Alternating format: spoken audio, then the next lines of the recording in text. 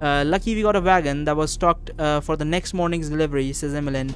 Horses were near and didn't take but seconds to hook them up. We galloped out while everyone else was still getting woke. By the time we got through the last gate, which they were leaving wide open for people, there was so much smoke we could barely see. Saw a bright light from over where the Alathian temple is. Though, says Emmeline, your people were rallying a defense. Don't see how you're going to get back in time to do any good, says Weimer. A pang of guilt pushes up inside you. No, Thog is after me, you think. If anything, I'm drawing evil away from the ring city. Look over towards Betty, who is fast asleep, her little chest rising and falling even as the wagon rocks and shakes. You're putting these people in you're putting these people in danger, you suppose. Well, obviously. So that's what I know of Ring City, says Weimer. As for where you're headed, I'm sure you've heard the stories about House of Igraine as of late. You shake your head. A lot of well, that's kind of weird. Wouldn't they question that? Like, I'm going to Igraine and you know, I don't know jack shit about them, and I'm just going to ask for reinforcements. You shake your head. The Lord Igraine and his only daughter were found dead near goblin-infested woods, not far from here. He was a wise and strong leader by all accounts, and his child was a beauty to behold, says Weimer, shaking his head sadly. Anyways, the Dominion has fallen into disarray since each cousin and bastard is coming out of the ground to lay claim to the land. Oh boy, so it's not a civilized land then. Nothing more dangerous than no proper air, chimes in Emmeline. Why do I keep calling her Evelyn? Disrespectables have taken advantage of the chaos, says Weimer. Another eviler force too came out from the forest to the west. Some talk of a couple giants spotted, which must have come out of the way from the Dragon Tooth Mountains. Oh boy, the Dragon Tooth Mountains, I remember those. Though I don't know if they have done any mischief yet. The Dragon Tooth Mountains, if I am not wrong, in Medieval Fantasy Wizard's Choice, was an area that was right outside of a dragon's keep. A literal dragon lived there, and we had to go and interact with the dragon for some reason. I'm not going to tell you. You can go watch it yourself and play it yourself. Do whatever you want. But yeah, so it was an area that was controlled by a dragon, and sometimes I think if the dragon moved around too much, these smaller you know, enemies like this, you know, trolls and all that, and giants and all that, they might have come out of the forest for that reason. And there's a lot of other stuff as well, but you know, I'm not gonna get into that. You can go watch Wizard's Choice. Anyway, though I don't know if they have done any mischief yet. Sorcery too, says Emmeline. And imps, you say. Tiny little devils with long noses and fangs that are longer yet. So yes, we know, we got one on our back at one point, says Weimer. Thieving and killing livestock, stealing babies on some accounts, and dragons, says Emmeline. Dragons, you exclaim. A few nobles die and a civilized land turns into the ninth of hell. Above all, evil knows opportunity better than merchants even, says Weimer with a wink at you. This is ridiculous, you say. I figured you'd know, says Weimer, on account of you going up there to gather allies and all. You shake your head. Best get some sleep, says Emmeline. We're still hours from the fork. I suspect you'll be needing it. Suggest sleeping after telling me all that. You think with a frown. Sleep or not, rest will do you some good. You spread out your still damp cloak to let it dry a bit, and gratefully accept the fur Weimer offers you to sleep on. I see. Dawn is just breaking as you... Life increases 4. Dawn is just breaking as you wake. You had a surprisingly refreshing sleep. The rocking and shaking of the wagon turned out to be soothing like a cradle, I see. Fortress Igraine is ahead, says Weimer from the wagon deck. Another hour I'd give. Evelyn... wait, what? Another hour I'd give it. Wait, if Fortress Igraine is up ahead, shouldn't I get off right about here? Because we might have to look around this area for signs of Korea. Then again, she could have gone into the castle Igraine, so that could also be a thing. Fortress Igraine. It's a fortress, not a castle. We need to remember that. So it's a small battlement area, and there shouldn't be too many civilians living here. Another hour, I'd give it. Emmeline says beside him, her eyes bleary as though she had been dozing. This is such a weird line. I hate their names for some reason. I just feel like I can't pronounce their name for some reason. It's a simple line and I'm fucking up so bad. Fortress Igraine is ahead, says Weimer. From the wagon deck, not dragon deck. Another hour I'd give it. Emmeline sits beside him, her eyes bleary as though she had been dozing. Well, obviously she was riding the cart all night long.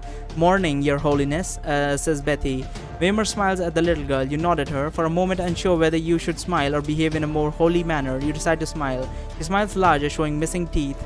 Well, obviously, she's a child. You turn to take in your surroundings. Sure enough, you can see the battlements with a huge black gold banner on the... I love black and gold. I mean, my favorite colors are black and red, but sometimes the combination of black and gold is just insane looking. Banners on the cliffs far in the distance. The road winds up the way like a snake. The river is to your right. The hill here are sparsely wooded with rocky ground scattered with tufts of dry grass poking through where it can. This is close to what you remember from Azazel's cry. Stop the wagon, you say. Weimer tilts his head at you. You're almost there. He pulls up on the reins and the wagon slows. You're supposed to drop me at the fork, you say. Me and Emmeline discussed it and decided you were sleeping so nice. More at the point, you're on an urgent noble quest with our city in danger. At least we could do is give you a ride and save you time. What about the giants and the imps, you say in a whisper, shielding your mouth from Hetty and the dragons? To hell with them, says Emmeline. My sincerest thanks, but I'll walk from here, you say. There's danger ahead. You talk as you wave vaguely at the road before you. Betty's eyed.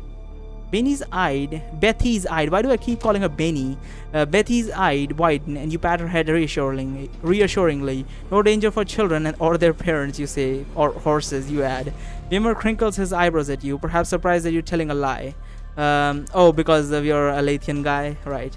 Rifle through your cloak, find your pouch of gold, pull out a handful and slap it into Weimer's palm. His jaw drops. My thanks to you, you say. Now you have gone far enough. Go north, seek safety for your family. The couple give weak protestations as you swiftly gather your weapons and leap off the wagon. Emmeline throws a small sack at you, opening it to realize she must have prepared this ahead of time. Inside is a flask and a thick bundle of dried pork strips. Thank you. Now turn around, you say, slapping the rump of the waiting horse. Hope you live long enough to find yourself a good woman, shouts Weimer. And if you should die too soon, maybe put in a good word to Alethea when you see her. Tell her what a good girl Betty is, and brave too. You wave and smile as you walk. Weimer continues to shout things that you can't make out over the rumbling of the wagon wheels and the clopping of the horses. Man, that was kind of depressing. That ride was very wholesome, at the same time very depressing. Now let's get to combat, shall we? Oh, sorry. Let's get to making bad decisions. Consider your surroundings. There's no sign of settlement nearby, not until the battlements far ahead on the road. Priya is about here somewhere, or was to... What? Priya is around here somewhere, or was, you think. Naturally, you want to catch her by surprise. That's going to call for a little off-trail scrambling. You hike off the road and into the rocky countryside, trying to take as much cover as possible behind the boulders and sporadic stunted trees and bushes. Soon you are at the river's edge, which runs roughly parallel to the road. The river here is shallow, with fast-moving rapids that roar. As you remember from the scry, Kriya should be on the other side of the river. You wouldn't dare try to swim across these rapids, particularly not when weighed down with gear. So wait, is the river going through the town? Oh, so she's on the other side of the river. How big is the river exactly? How like wide is it? For some reason I was imagining it was really thin river, not exactly a big river, like a brook. I was imagining a brook rather than a river. So it's so we cannot swim across. I highly doubt even without our gear it will be very difficult to swim across. However, the river is full of boulders that jut out from the frothing water. Upriver, 100 meters or so, you spot a rough line of such boulders that might serve as a path for an agile-footed man such as yourself. Sure enough, you manage to cross by leaping from boulder to boulder. I thought they would give me a choice here, but no. From boulder to boulder, only your boots get wet. You sigh with satisfaction when you reach the other side. Hopefully you weren't spotted during the crossing. Crouching behind what cover you find, you thread your way over the rocky scrabble, soon find a dried-out, shallow ravine that runs along the river. The embankments of the ravine, which aren't much taller than you are, make for a convenient screen as you travel. As you walk along, you occasionally climb up the embankment and peek over. In this largely barren landscape, you can see a reasonable distance, sometimes all the way over the river and the road beyond, depending upon the boulders and hills between. The landscape is kind of confusing. So we are on a road, there was a river to the right, we went to the fortress Eggrain, we went to the right, crossed the river, and then we are in a barren landscape that is like a plains or something. Okay, that's a very odd thing. For some reason I expected there to be more greenery around the fortress, but that's not necessarily true. Okay, On one of these peaking sessions, just as you're about to climb back down into the ravine to resume your travel, movement catches the corner of your eye. Looking over down the gully between you and the river, it appears behind a pile of rock.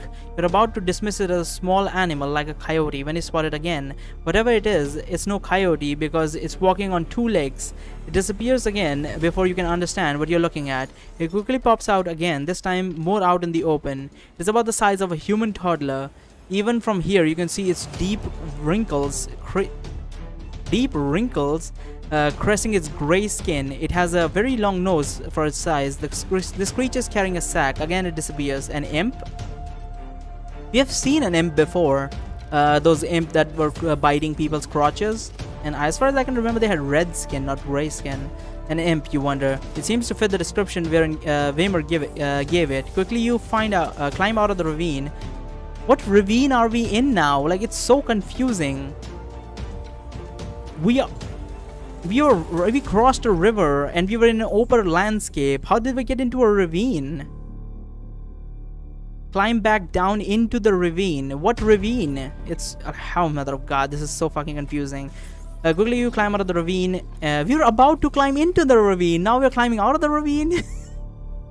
And creep along trying to get another view of the little critter, but no such luck. Afraid you'll lose him, you climb up onto a large boulder to get a better view. You spot him almost immediately, trotting along at what appears to be a brisk walk for his little legs. He turns, and before you can duck, he looks straight at you. Neville Scroat, you whisper as you leap off the rock. So much for following it without its knowledge. Now you're just going to have to run down. Quickly you climb out of the ravine and run towards where you last saw it. Soon you spot a glimpse of it again through a hedge. You quicken your pace. After stumbling over Scrabble and pushing through stickers, I don't know what stickers are, in this sense at least, you emerge into a small rocky clearing of sorts. You want to push through in your pursuit when you spot a pair of eyes peering down at you from behind a rock. You stop dead in your tracks, your one hand on the hilt of your sword, your other on the bow slung on your back. The creature emerges. It looks approximately like a male. What are you doing? It asks in the common tongue with a strange accent you don't recognize.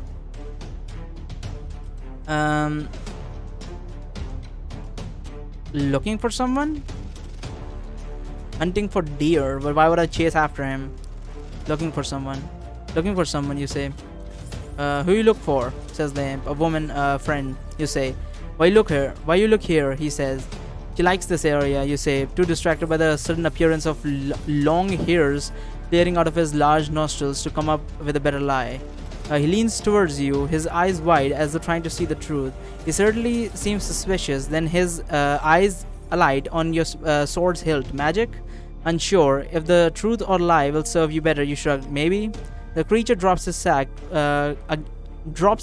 again. When did he drop it first time? And climbs down, his eyes staring at the hilt, reaches behind himself forward and his backside. It's obvious he is digging back there for something. Give me sword, I give you me bag. He nods up towards the sack he left on the rock, above pointing it at it with his long nose. No thanks, you say. You unsheath your sword. You like it? Offer me something better. Drawn weapon makes the creature pause. However, he must like what he sees with his now greedy eyes, because he edges closer. Never mind, you say. Can't imagine you have much to offer. Anyway, have you seen my friend? She wears a purple dress. Elf? He says. Human. Sharp ears? He says, motioning at his own pointing ear. No human ears, you say, trying to keep your voice patient. Like mine? Oh, like mine. Big? He says. You're not sure how to answer that. Most human would be large compared to him, although Kriya is not large for a woman. This tall. You hold out your free hand at shoulder height. Oh, she's just shoulder height, okay. Long hair, you say, gripping your hair with your fingers, but a woman. Her hair is black. He grins and edges in closer. Rat? Yes, she has a rat, you say. A fat, white one. Like that? He says, pointing behind you. He's obviously doing a trick. I don't know how did he know about the rat though, but okay.